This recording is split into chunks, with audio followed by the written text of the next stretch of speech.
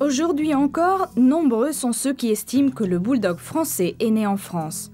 Mais la plupart des experts préfèrent la thèse suivant laquelle ses origines sont à rechercher dans les petits bulldogs qui arrivèrent chez nous depuis l'Angleterre. Voici donc les deux théories.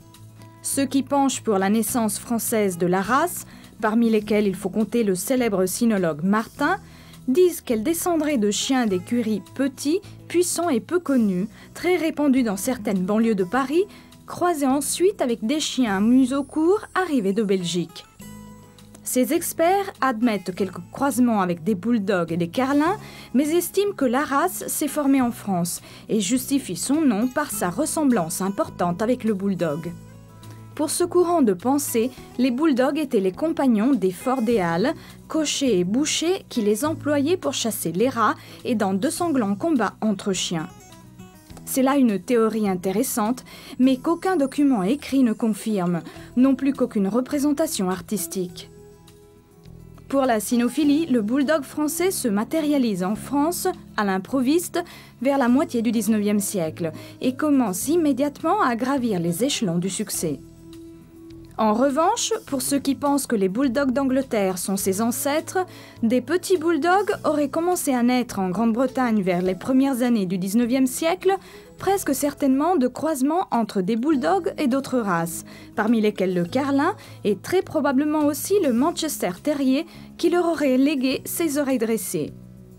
Suivant ceux qui soutiennent cette thèse, ces croisements furent effectués justement dans le but d'obtenir des chiens plus petits à employer pour le ratting, qui se développait de plus en plus, ou bien à utiliser pour féconder les femelles de bulldog pour leur première gestation, car les têtes de grosses dimensions, qui étaient de plus en plus fréquentes et demandées, comportaient de graves problèmes pour les primipares, problèmes presque insolubles à l'époque. Ces chiens connurent tout d'abord un certain succès en Angleterre, mais ils perdirent ensuite leur popularité et devinrent les compagnons des petites gens. C'est ainsi que les petits bulldogs, nés en Angleterre et peu considérés dans leur patrie, arrivèrent en France vers la moitié du XIXe siècle, en traversant la Manche avec les mineurs et les ouvriers anglais qui venaient chercher du travail sur le continent. Beaucoup parmi ces émigrés provenaient de Nottingham, la ville chef-lieu de la comté du même nom. Il s'y trouvait un élevage intensif de ces petits bulldogs que l'on appelait donc communément les toy bulldogs. Ils tenaient peu d'espace dans les modestes demeures des mineurs et rendaient un service signalé en chassant les rats et les souris. Les personnes qui émigraient en France, une fois installées, demandaient souvent à ceux qui étaient restés au pays de leur envoyer des petits bulldogs pour avoir auprès d'eux un petit morceau de la patrie. C'est ainsi que naquit un commerce florissant de toy bulldogs entre l'Angleterre et la France. L'on sait par exemple qu'un certain Harrison importa en 1885 quelques exemplaires, excellents chasseurs de souris en France, et qu'un autre, qui s'appelait Posnow, anglais lui aussi, gagna un concours de ratting avec un bulldog français. En 1904, l'Illustrated Kennel News publia un dessin de 1849 qui représentait un petit bulldog d'1 an appelé Nottingham Frank et pesant environ 10 kg, appartenant à un certain William Tupper de Londres. Celui-ci en possédait de nombreux autres exemplaires. Ce toy bulldog ressemble de manière impressionnante, sauf pour la queue qu'il porte longue, au futur bulldog français. Même si l'on accepte l'hypothèse des lointaines origines anglaises, thèse qui semble du reste très vraisemblable, c'est à la France que revient le mérite d'avoir accueilli les petits bulldogs avec enthousiasme, de les avoir sélectionnés et fixés, de les avoir fait reconnaître par la cynophilie officielle et d'en avoir fait le succès dans le monde entier. Il est donc parfaitement juste que la paternité de la race ait été attribuée à ce pays par la Fédération cynologique internationale. Vers la fin du XIXe siècle, et plus précisément entre 1880 et 1890, l'Autriche élevait aussi des petits boules, provenant directement de Grande-Bretagne. À Vienne, la consécration mondaine des petits bulldogs se fit grâce au prince de Cobourg, qui importa Snob en 1888 et imposa la race à la cour. Un autre personnage important du beau monde viennois fut le propriétaire de l'hôtel Erzherzog Karl, qui importa lui aussi un toy bulldog. Ces deux exemplaires provenaient d'Angleterre et tous deux étaient blancs et panachés. On pense que c'est de là que provient la prédilection des Viennois pour cette couleur, alors qu'en France, on préfère généralement la robe bringée. Les bulldogs français élevés en Autriche possédaient également une structure plus massive qui rappelait davantage les bulldogs anglais. Dans certains cas, l'œil d'un expert arrive, aujourd'hui encore, à distinguer entre un bulldog d'origine autrichienne et un autre d'origine française, bien que les deux types soient désormais très mêlés. Au chapitre de la popularité mondaine du bulldog français en Autriche, rappelons également Madame Sacker, qui fut un personnage pittoresque et caractéristique de la Vienne de la fin du XIXe siècle. Elle se promenait avec un éternel cigare à la bouche et tutoyait tout le monde, empereur compris. Elle était toujours entourée d'une meute de bulldogs et ses manières étaient résolues et décidées avec tout un chacun, même avec les puissants. Jusqu'en 1909, pour les bulldogs français élevés en Autriche, les oreilles furent admises en rose ou semi-dressées. Revenons en Angleterre, où le monde du bulldog entra en ébullition le jour où, en 1893, lors d'une exposition organisée par le Kennel Club anglais, Monsieur Créel présenta hors concours d'amusants petits chiens appelés Lisette, Saïda, Rayon d'Or, Riquette et Jeanne la Folle, qu'il avait importés de France depuis peu. L'année suivante, le Kennel Club, pour son exposition annuelle, décida d'une classe spéciale pour ces bulldogs français, ou toy bulldog, qui pesaient moins de 20 livres, 9 kilos. Dès 1885, les passionnés français de la race se réunirent au Bulldog Club français, puis se retrouvèrent régulièrement dans un café de la rue Saint-Séverin à Paris pour discuter des questions concernant leur bulldog. La même année, le club célébra l'ouverture du livre généalogique. En 1888, le club établit la première liste des caractéristiques possédées par un bon exemplaire. À titre de curiosité, remarquons que les oreilles étaient alors requises en forme de rose ou de tulipe, qui étaient alors caractéristiques du bulldog d'Angleterre, alors que les oreilles dites en chauve-souris, c'est-à-dire dressées, étaient uniquement tolérées. En 1898, sous l'impulsion du prince de Wagram et de Gordon Bennett, un nouveau club fut fondé sous le nom du Club du Bulldog français. Cette même année, le bulldog français fut reconnu par la Société centrale canine de Paris, qui publia un standard où les oreilles, cette fois-ci, devaient être complètement dressées. La première apparition d'un exemplaire à une exposition française eut lieu en 1887. Le standard fut ensuite modifié en 1931, en 1932 et en 1948. Puis il fut complètement reformulé en 1986 par Réan et Triquet, et enfin en 1994 par le comité du Club du Bulldog français, toujours avec la collaboration de Triquet. Jusqu'en 1909 au moins, les Autrichiens ne respectèrent pas l'indication du standard qui prévoyait uniquement des oreilles en chauve-souris et admirent à leurs expositions les exemplaires qui présentaient des oreilles en rose. Ce n'est qu'après 1912, quand la Fédération cynologique internationale inscrivit officiellement la race, que les Autrichiens acceptèrent, comme l'Angleterre, les oreilles dressées du bulldog français. En Angleterre, le Toy Bulldog Club fut fondé en 1998. En 1902, ce fut le tour du French Bulldog Club of England, qui organisa en avril 1903 une exposition où pas moins de 58 exemplaires très typiques et homogènes furent présentés. L'année suivante, il y eut 94 participants et ce succès induisit le Kennel Club à reconnaître le club en 1905.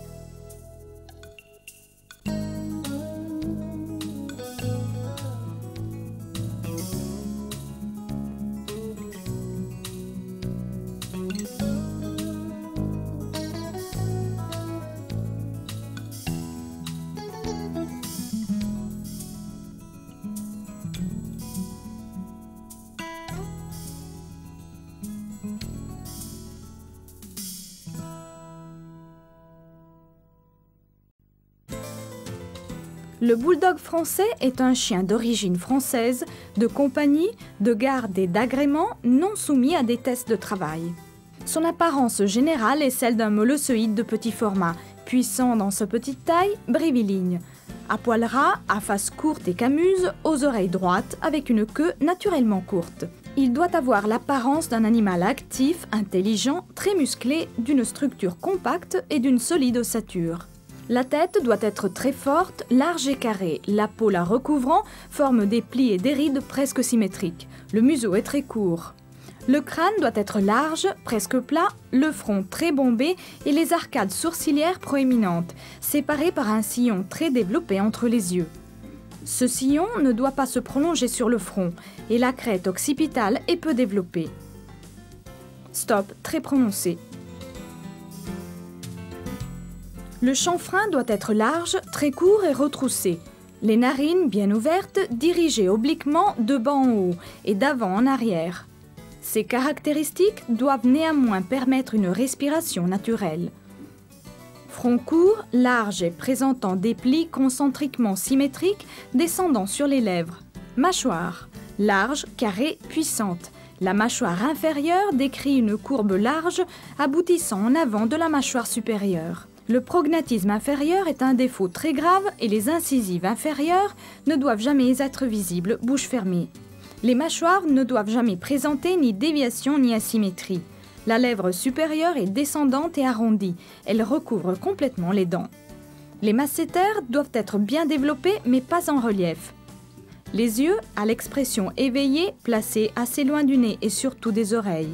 De couleur foncée, assez grands et bien ronds, ne laissant voir aucune trace de blanc quand l'animal vous regarde en face. Les paupières doivent être noires.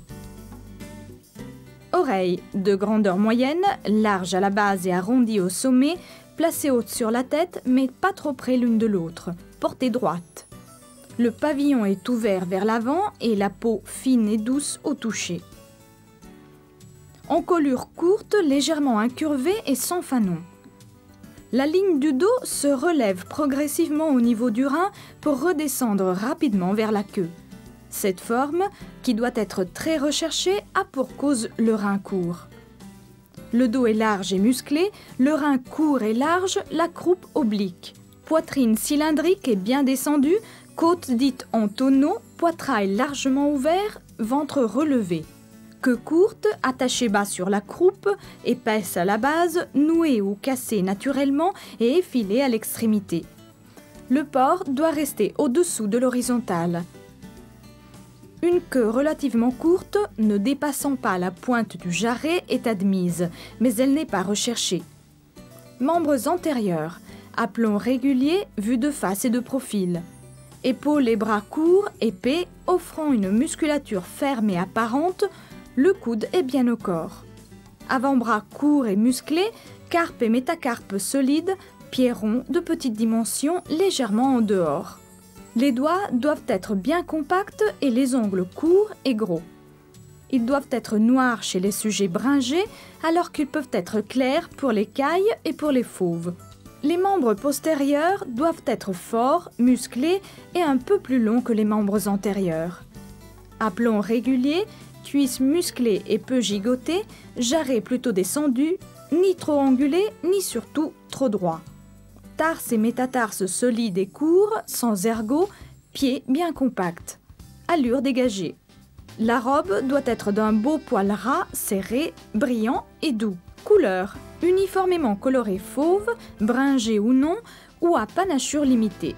Fauve bringée ou non, à panachure moyenne ou envahissante. Toutes les nuances du fauve sont admises, du rouge au café au lait.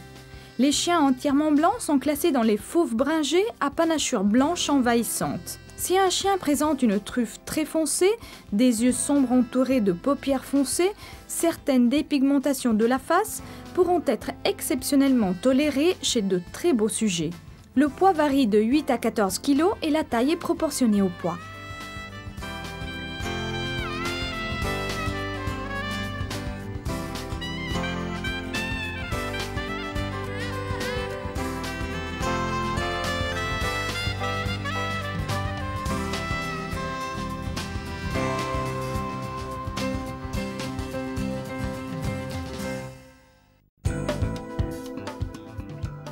Le bulldog français est un chien extraordinaire, parfaitement apte à vivre près de l'homme dans notre société moderne.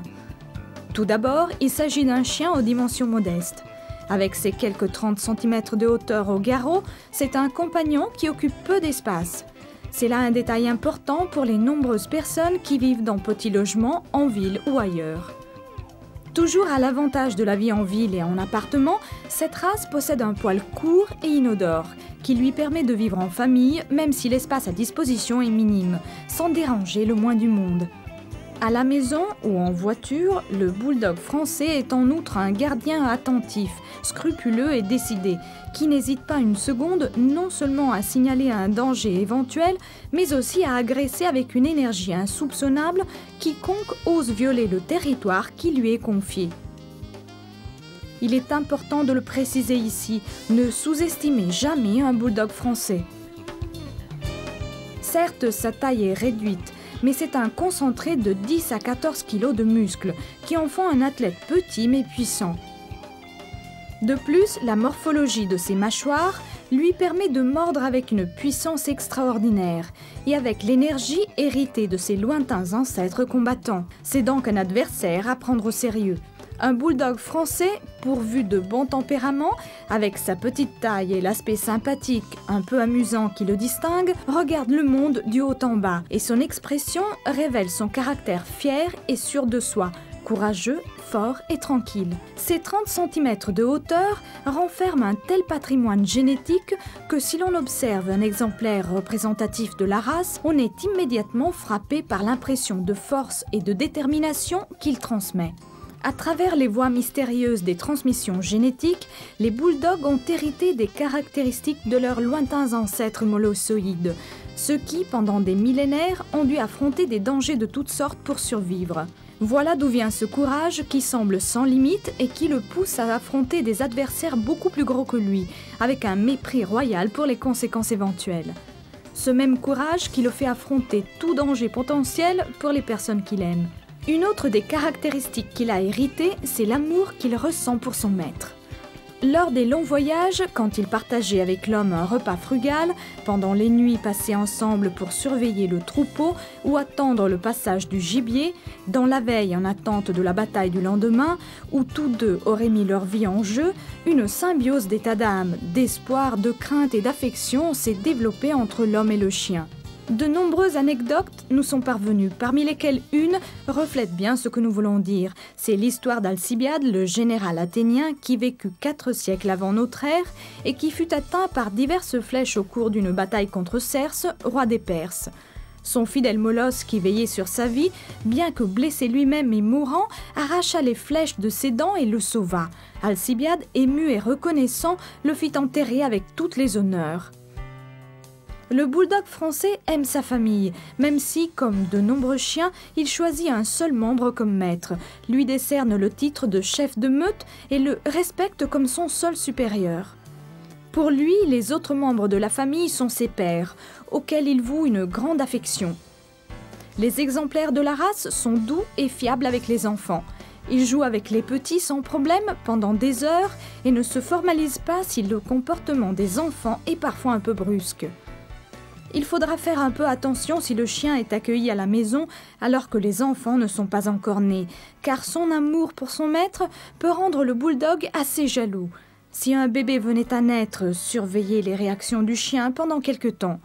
Il apprendra rapidement à vivre avec son petit frère et bientôt il n'aura plus de problème.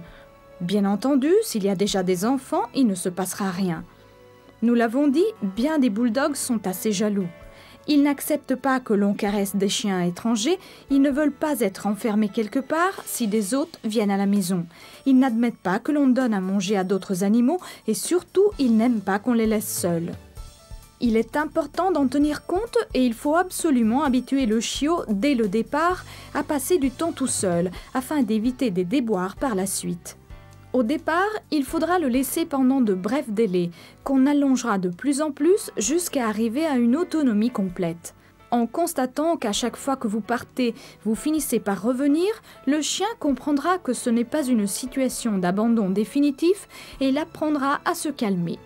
Les molosses qui partaient pour la chasse ou à la guerre, qui protégeaient les troupeaux ou les villages, devaient certes être courageux, mais ils devaient également posséder une force de volonté exceptionnelle, afin de pouvoir suivre une proie pendant des heures ou lutter jusqu'au dernier souffle pour défendre personne et bien. C'est de là que vient un autre aspect du caractère du bulldog français, à savoir son entêtement. S'il se met quelque chose en tête, lui faire changer d'idée ne sera pas facile. La meilleure solution consiste à distraire son attention avec quelque chose qu'il trouvera plus intéressant. Mais cela ne veut pas dire que, une fois la distraction passée, votre têtu impénitent ne reviendra pas obstinément à son idée précédente. Enfin, la dernière caractéristique provenant de ses aïeux et qu'il convient de prendre en considération, c'est sa combativité. Les anciens molosses luttaient, chassaient, affrontaient ennemis et dangers. Pour ce faire, il leur fallait du courage, mais aussi une agressivité élevée et une bellicosité considérable. Des siècles plus tard, le bulldog français possède encore ces caractéristiques.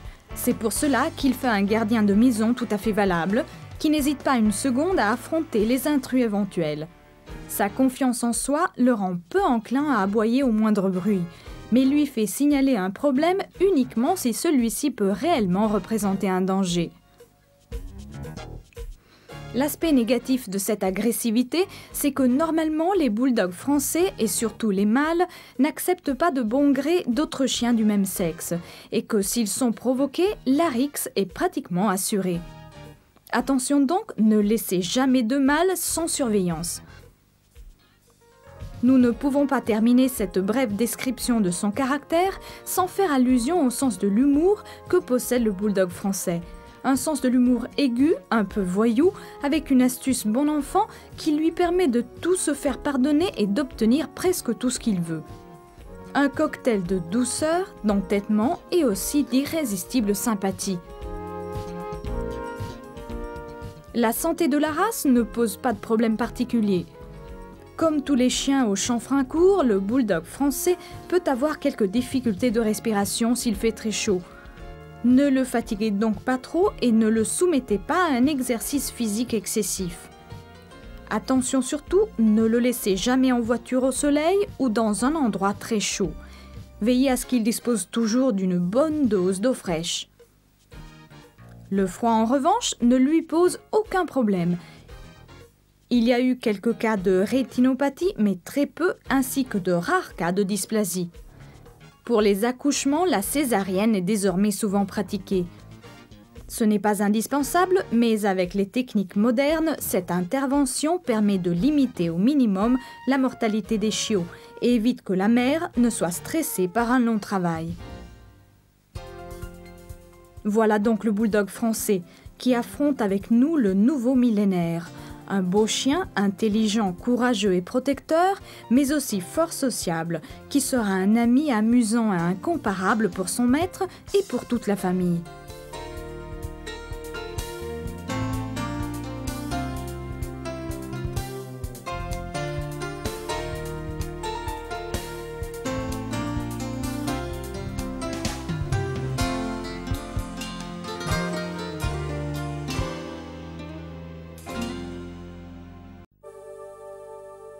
Une alimentation équilibrée est essentielle au développement complet de votre chien et pour pouvoir lui conserver forme et santé. Certains estiment que les chiens peuvent manger de tout et leur donnent donc toutes sortes d'aliments, souvent composés des restes de leur propre repas. Rien ne pourrait être plus mauvais, parce que ce qui est pour nous digestible et source de substances nutritives est souvent indigeste pour le chien qui ne peut le métaboliser. Une dernière recommandation.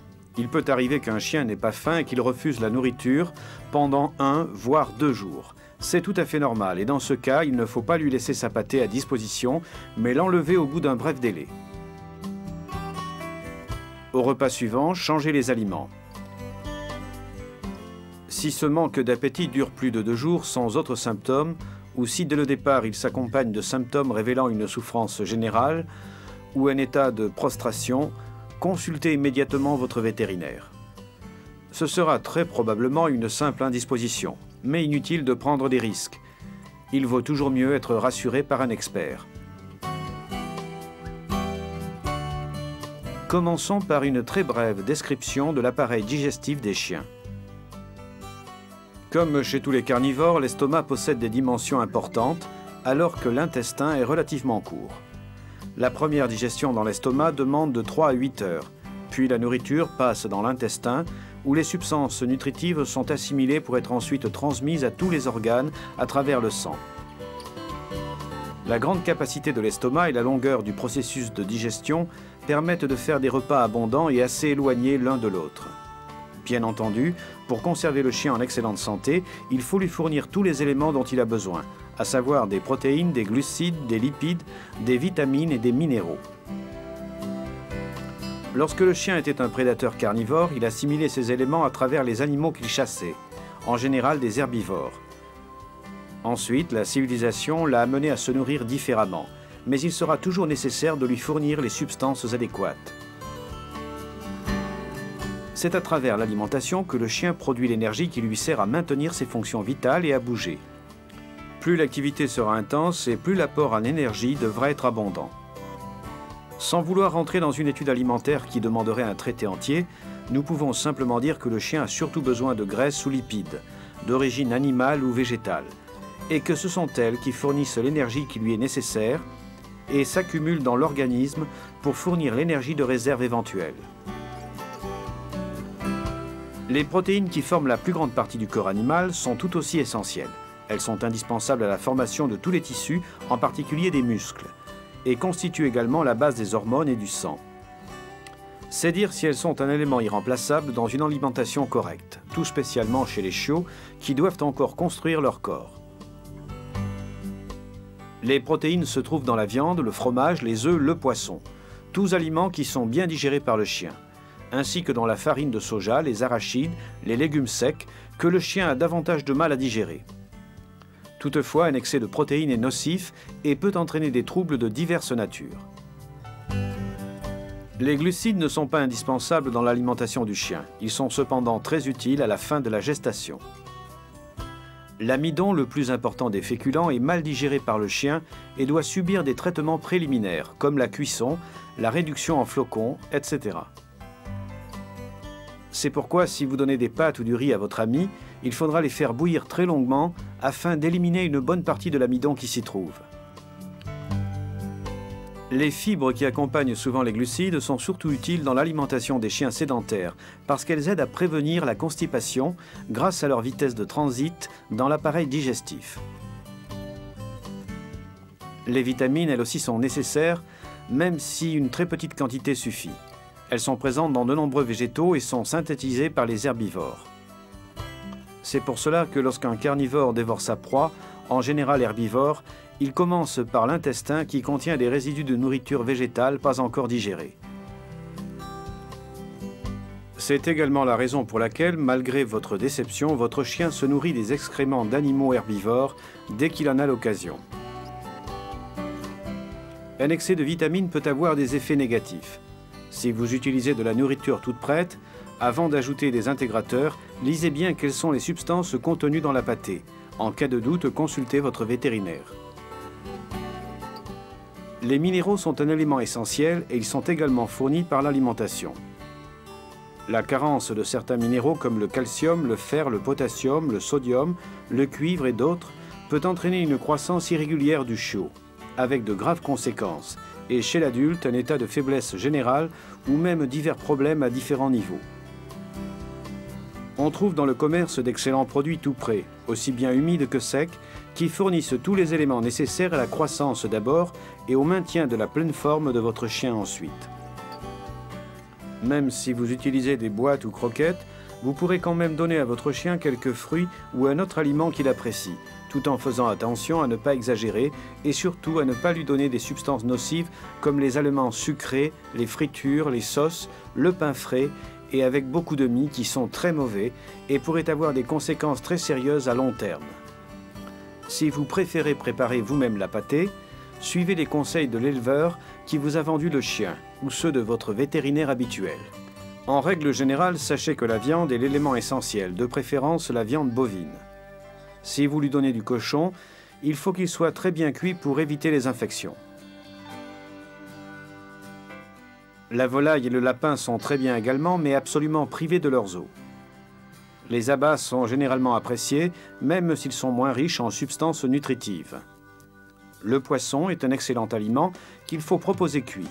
Il est particulièrement approprié lors des régimes pauvres destinés aux sujets ayant des problèmes digestifs ou dermatologiques.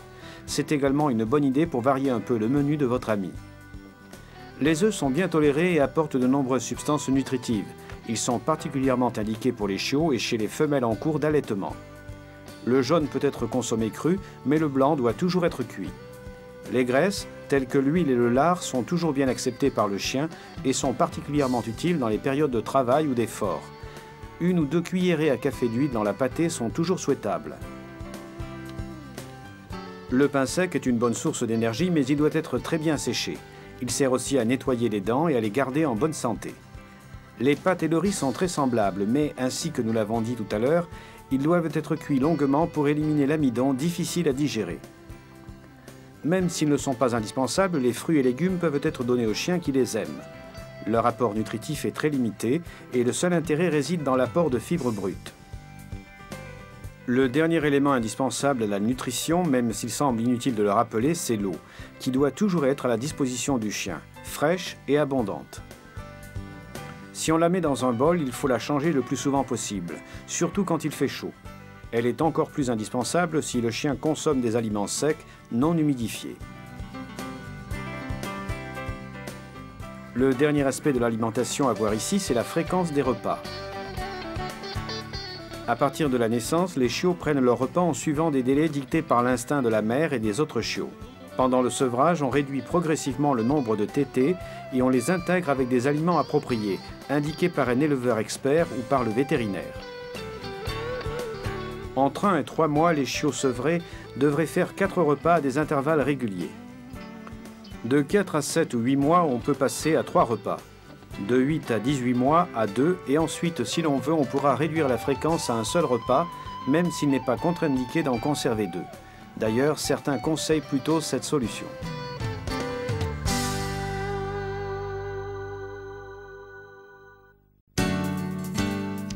Adopter un chien est une décision importante qu'il faut pondérer soigneusement et prendre en toute connaissance de cause.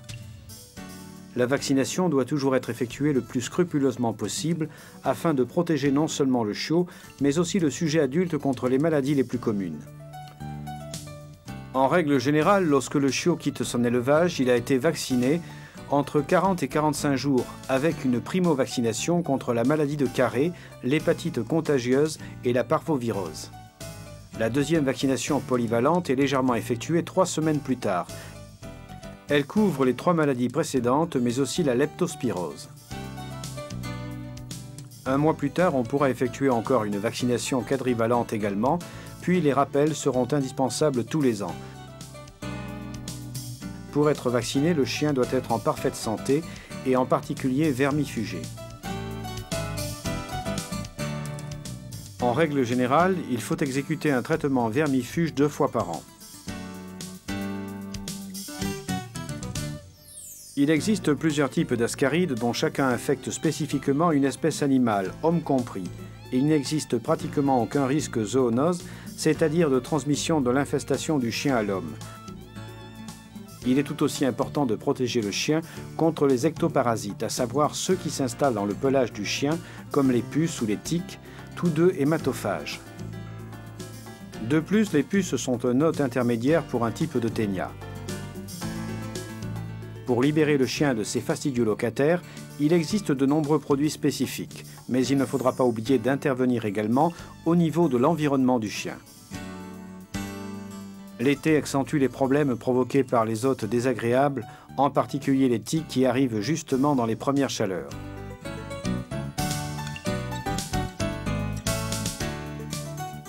Une course dans les prés, dans les bois, à proximité par exemple de fermes et d'élevages, peut comporter un retour avec des tiques. Ce n'est tout de même pas inévitable dans la mesure où certains facteurs prédisposent plus ou moins les chiens aux attaques de ces acariens, en particulier leur état général de santé. C'est là un danger sérieux pour le chien parce que la tique transmet la pyroplasmose, une infection grave soutenue par des protozoaires du type pyroplasma, qui frappe les animaux domestiques et peut conduire à la mort si elle n'est pas soignée à temps. Les symptômes de la forme aiguë de la maladie sont une fièvre souvent élevée, l'asthénie, la pâleur des muqueuses apparentes, l'hyperchromie des urines dont la couleur peut devenir marron-noir. Dans les cas avancés, ictère, état comateux jusqu'à arriver à l'issue fatale. Les tiques sucent le sang de leur hôte pendant 2 ou 3 semaines, puis une fois que la femelle s'est accouplée, elle se détache de l'animal et dépose ses œufs une semaine après. Les larves sont reconnaissables à leur couleur rougeâtre. Elles sont minuscules, on dirait de petites perles. Elles cherchent à leur tour un hôte sur lequel grimper, sucent le sang quelques jours, se détachent et se transforment quelques jours plus tard en une nymphe octopode de couleur bleuâtre. Vers août-septembre, elles sont devenues adultes et avec l'arrivée de l'automne, elles s'endorment au sol dans de petites cavités jusqu'au printemps suivant. En général, les tiques s'accrochent là où la peau est la moins épaisse, comme les oreilles, les aisselles, l'aine ou entre les doigts des pattes. Après une promenade dans la nature, vérifions toujours si nos amis ont recueilli des passagers clandestins. Une bonne hygiène commence par les soins du pelage. Pour la plupart des races, mais pas pour toutes, il est conseillé de brosser le chien presque quotidiennement afin de le débarrasser de ses poils morts.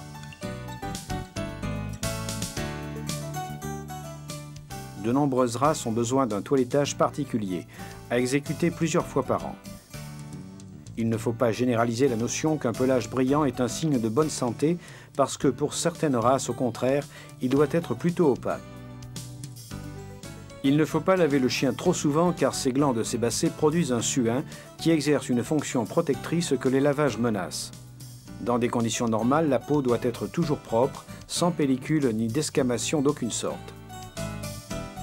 Si des altérations cutanées apparaissent, comme des eczémas, des zones d'alopécie, c'est-à-dire la chute du poil sans repousse, des épaisseurs ou une pigmentation anormale, il faudra consulter le vétérinaire sans tarder. En effet, de nombreuses maladies peuvent être légères et guérir sans difficulté, mais cela dépend toujours d'une intervention dans les délais les plus brefs possibles. Contrôlez régulièrement l'état des ongles. Les ongles s'usent d'eux-mêmes lorsque le chien exerce une activité physique normale, mais il est parfois nécessaire de les couper avec une pince appropriée. L'hygiène orale ne doit jamais être négligée et il faudra régulièrement faire un détartrage, surtout chez les races naines, parce que le tartre peut être à l'origine de piorés et de mauvaise haleine. Il existe dans le commerce des os qui constituent une récompense pour notre ami à 4 pattes, mais qui servent également de brosse à dents naturelles. Les dents de lait des chiots laissent progressivement leur place à la dentition définitive entre 4 et 6 mois. Pendant cette période, il convient d'inspecter régulièrement la bouche pour vérifier que tout se passe comme il faut.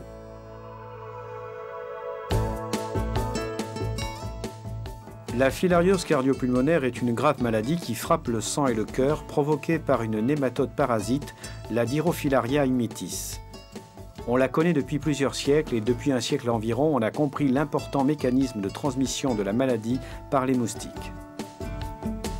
Mais c'est au cours des 20 dernières années seulement, à cause de la diffusion rapide de la filariose chez les chiens de compagnie et de travail, que les instituts de recherche, sociétés pharmaceutiques et vétérinaires ont réellement consacré une attention croissante à ce problème. Il est donc important que les propriétaires de chiens connaissent dans les grandes lignes l'existence et les manifestations de cette parasitose. La maladie se transmet à travers une piqûre de moustique, lequel a pris les larves de filaire en suçant le sang d'un sujet infecté et les inocule ensuite à un chien encore sain. On comprend donc facilement pourquoi la maladie est très contagieuse et pourquoi elle est liée aux saisons printemps-été. Pendant 6 mois environ, les larves inoculées dans le sang du chien y mûrissent jusqu'à devenir des vers adultes, qui se localisent dans le cœur et dans les artères pulmonaires. Les filaires adultes produiront à leur tour de petites larves dites microfilaires qui vivront dans le sang. Les chiens les plus frappés sont bien entendu ceux qui passent le plus de temps à l'extérieur et donc les chiens de chasse, de travail et ceux qui dorment dehors. Les dommages infligés par la présence des filaires sont graves et concernent la fonction cardio-circulatoire. Au début, les symptômes peuvent être un chien qui se fatigue facilement et la présence de toux ou de problèmes respiratoires. Le vétérinaire procédera alors à divers examens cliniques et de laboratoire afin de confirmer la présence des parasites. Au contraire, les dommages dus à une filariose cardio-pulmonaire chronique sont extrêmement graves. Outre l'altération de la fonction cardio-circulatoire, il y a souvent des lésions du foie et des reins et un état d'hypersensibilité généralisé à tout l'organisme. Les programmes de prévention, en revanche, qui sont disponibles depuis peu d'années grâce à de nouveaux médicaments spécifiques, sont simples à réaliser et ne présentent aucun risque de toxicité pour le chien. Après un examen pour vérifier l'absence d'une infestation précédente, un médicament est administré par voie orale une fois par mois, pendant toute la saison chaude. Cela suffit à fournir une protection au chien, même s'il est piqué par un moustique infecté.